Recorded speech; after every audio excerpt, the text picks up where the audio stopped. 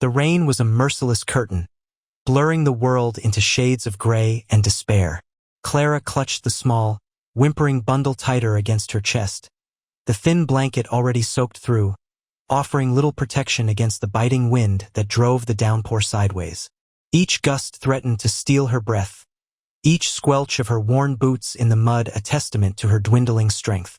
Loneliness, a bitter, familiar companion, gnawed at her, sharper now than the hunger pangs she'd long since learned to ignore. She was a fugitive from a life that had offered only heartbreak and injustice, and this tiny, innocent life in her arms was both her penance and her only reason to keep moving. Ahead, a faint yellow light pierced the gloom, a window. Hope, fragile and treacherous, flickered in her exhausted heart. This had to be it. Thomas Ashton's cabin. The name had been a whispered rumor, a last resort mentioned in a hushed, pitying tone by a woman in the last settlement she'd dared to pass through. A recluse, they'd said. A man who kept to himself, who'd known sorrow of his own.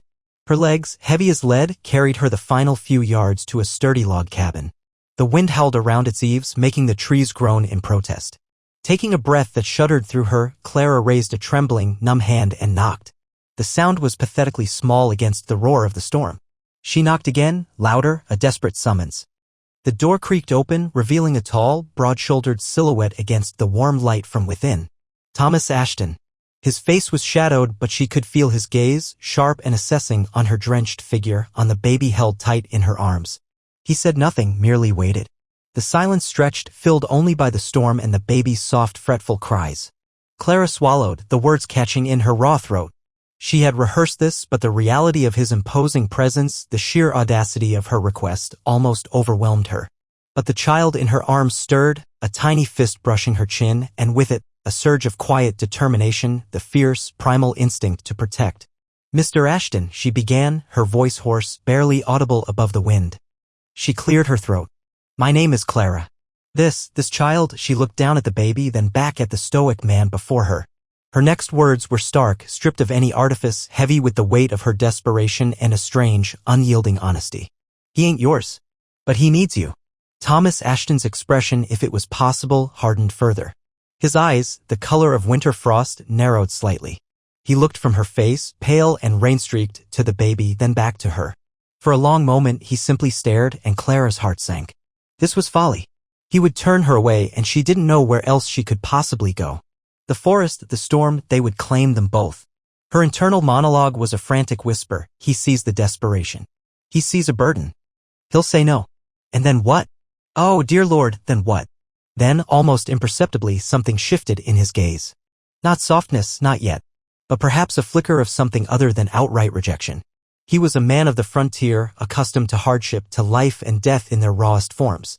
Perhaps he saw not just a desperate woman and an inconvenient child, but a fight for survival. "The storm's bad," he said finally, his voice a low rumble as rough as the bark of the ancient pines surrounding his cabin. It wasn't an invitation, not quite. But it wasn't a dismissal either. He stepped back, a silent, grudging concession, opening the door wider. The scent of wood smoke, coffee, and something vaguely medicinal liniment, perhaps wafted out. A stark contrast to the cold, wet misery outside. It smelled of shelter, of a life lived in solitude. Clara hesitated for only a breath, then stumbled inside, relief so potent it almost buckled her knees. The warmth of the cabin enveloped her like a physical embrace. It was a simple, sparsely furnished room, dominated by a stone hearth where a low fire crackled, its light casting dancing shadows on the rough-hewn walls. A plain wooden table and 2 chairs, a bookshelf filled with well-worn volumes, a rifle propped in the corner. It was undeniably masculine, a space carved out of the wilderness by a man who seemed as rugged and unyielding as the landscape itself. Thomas closed the door, shutting out the storm's fury. The sudden quiet was almost deafening. He didn't speak, just watched her as she stood dripping on the rag rug by the door, her focus entirely on the baby, whose whimpers were escalating into a thin, reedy cry. "He's cold," Clara murmured, more to herself than to Thomas, her fingers fumbling with the wet blanket. "And hungry, I expect." Her own hunger was a dull ache, easily ignored in the face of the child's more immediate needs. Thomas moved towards the fire, adding a log. The flames flared, casting his strong, weathered profile into sharper relief. Lines were etched around his eyes and mouth, lines that spoke of solitary years and unspoken burdens. He was not a young man, perhaps 40, with hair the color of dark earth, lightly dusted with gray at the temples. "There's broth on the stove," he said, his back still to her. "And drywood in the box." It was a practical offering, devoid of sentiment, yet it was more than Clara had dared to hope for. Apprehension still warred with a nascent gratitude within her. He hadn't asked who the baby was or why she'd come to him of all people. Not yet. With trembling hands, Clara managed to unwrap the baby. He was so small, his tiny face puckered and red, his body shivering. Her heart ached with a fierce, protective love. She had to be strong for him. This was her penance for her own past mistakes, but this child deserved a chance. Thomas turned, a ladle in his hand, and saw her struggling.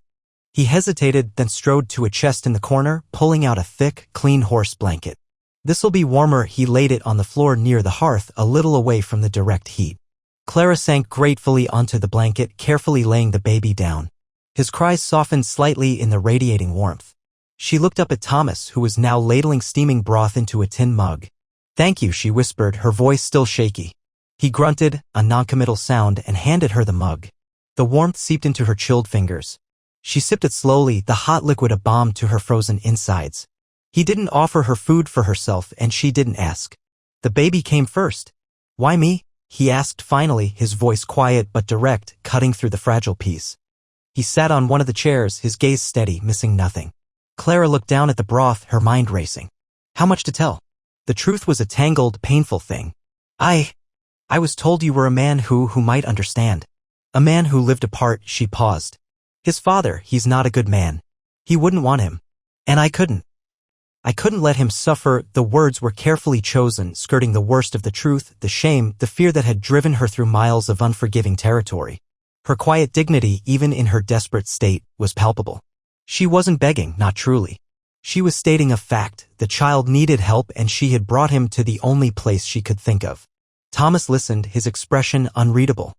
"And you think I'm the charitable sort?" There was a touch of cynicism in his tone, but not outright cruelty. "I think," Clara said softly, meeting his gaze, "you're a man who knows what it is to be alone. And this child, he has no one but me. And I have little left to offer him but my love right now." A log in the fire popped, sending a shower of sparks up the chimney. The baby, lulled by the warmth and the ceasing of motion, had drifted into an uneasy sleep. Thomas looked at the sleeping infant, a tiny, vulnerable creature in the vastness of his solitary world. A flicker of something unidentifiable crossed his face, sorrow, perhaps, or a distant memory. He had buried a wife and child years ago, the harsh frontier taking them as it took so many. The whole valley knew it, though no one spoke of it to his face. "He'll need milk," Thomas said, his voice gruff, turning the conversation back to the practical. "I've no cow giving milk right now. There's a goat, but I can manage," Clara said quickly. "If there's flour, water, I can make a pap. I've done it before." Her practical skills, honed by necessity, were all she had to offer. He nodded slowly. "Martha Henderson, down the valley, she might have some goat's milk to spare for a bit. Or a wet nurse if it comes to it, though women with milk are scarce." The mention of another woman, a community, sent a pang of apprehension through Clara. She had been running from prying eyes, from judgment. But for the baby's sake. The hours passed in a strange, suspended state. Clara, after ensuring the baby was as comfortable as possible, found herself nodding off by the fire, exhaustion claiming her. She woke with a start to find Thomas had draped another, softer blanket over her. He was sitting at the table, cleaning his rifle, the rhythmic click and scrape of metal on metal a strangely soothing sound in the quiet cabin. He didn't look at her, but she knew he was aware of her waking. The growing warmth in the cabin, the sense of temporary security, was a stark contrast to the fear that had been her constant companion. A cautious hope began to unfurl within her, fragile as a new spring leaf. He hadn't thrown them out. He was, in his own stoic way, helping. Later, when the baby woke fussing, Thomas watched, silent and observant, as Clara tended to him with a practiced tenderness. She changed his damp wrappings with strips torn from her own petticoat, her movements economical and gentle. She crooned softly to him, a wordless melody that seemed to calm his cries.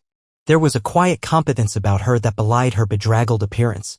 He saw the raw, red marks on her wrists where perhaps a cruel hand had gripped too tight, the shadows of exhaustion and fear deep in her eyes. But he also saw the fierce, unwavering devotion to the child. This wasn't the act of a flighty, irresponsible woman.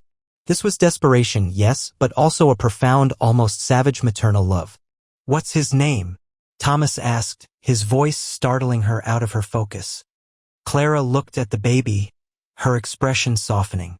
I haven't named him yet. I thought I wanted him to have a chance at a good name. A strong name. Thomas considered this. He'll need one, if he's to make his way in this world. A tacit acknowledgement, perhaps, that the child might have a way to make. As the storm began to subside, the wind easing its mournful howl, a fragile peace settled over the small cabin. Thomas offered Clara some dried meat and hardtack, which she ate with a gratitude that was humbling to witness. She ate slowly, her eyes often straying to the sleeping child. "You can take the cot in the lean-to," he said finally, gesturing towards a small, enclosed area off the main room. "It's rough, but it's dry." Relief washed over Clara again, so potent it made her sway. "Thank you, Mr. Ashton, for your kindness." "Don't mistake it for kindness," he said, his voice still gruff, though some of the harshness had left it. "It's a bad night to turn anyone out, especially a babe." But Clara saw more than just a grudging sense of duty. She saw a flicker of something deeper, something buried beneath layers of solitude and old grief. A mutual respect, perhaps, was too strong a word yet, but there was an understanding passing between them, unspoken. He saw her resilience, her quiet determination to protect this child against all odds. And she, in turn, saw in him not just a recluse, but a man of inherent decency, a man capable of quiet, practical compassion, however unwilling he might be to name it as such. As she settled into the small, rustic cot, the baby nestled beside her in a makeshift bed of blankets, Clara listened to the dying sounds of the storm. The rain had softened to a gentle patter on the roof. Outside, the world was still harsh, uncertain. But inside this small cabin, with this quiet, watchful man, a tiny spark of hope had been kindled. It was a tenuous sanctuary bought with a desperate plea and the undeniable innocence of a child. She didn't know what tomorrow would bring, what demands Thomas Ashton might make, or how long this fragile peace would last. But tonight, for the first time in what felt like an eternity, Clara felt a sliver of security, a moment of quiet joy in the simple fact that she and the child were safe, warm, and not alone. Her journey was far from over, but perhaps, just perhaps, she had found a place to rest, a place to begin to gather her strength. The pervasive sense of quiet dignity that was her bedrock felt a little less assailed, a little more anchored. In the heart of a storm, sometimes the most unexpected doors open to offer shelter. Clara and the tiny, unnamed baby have found a moment's peace, but their future is far from certain. Thomas Ashton's gruff exterior may hide a deeper capacity for kindness, but trust is a fragile thing, slowly earned. If the story of courage, desperation, and the tentative beginnings of hope has touched you, please give this video a like and subscribe for more tales of resilience on the frontier. What do you think will happen next for Clara and the baby? Will Thomas continue to help them? Share your thoughts and predictions in the comments below. And if you know someone who appreciates stories of quiet strength and second chances, consider sharing this with them. So many truths are yet to unfold, so many challenges lie ahead. Until next time, may you find strength in unexpected places.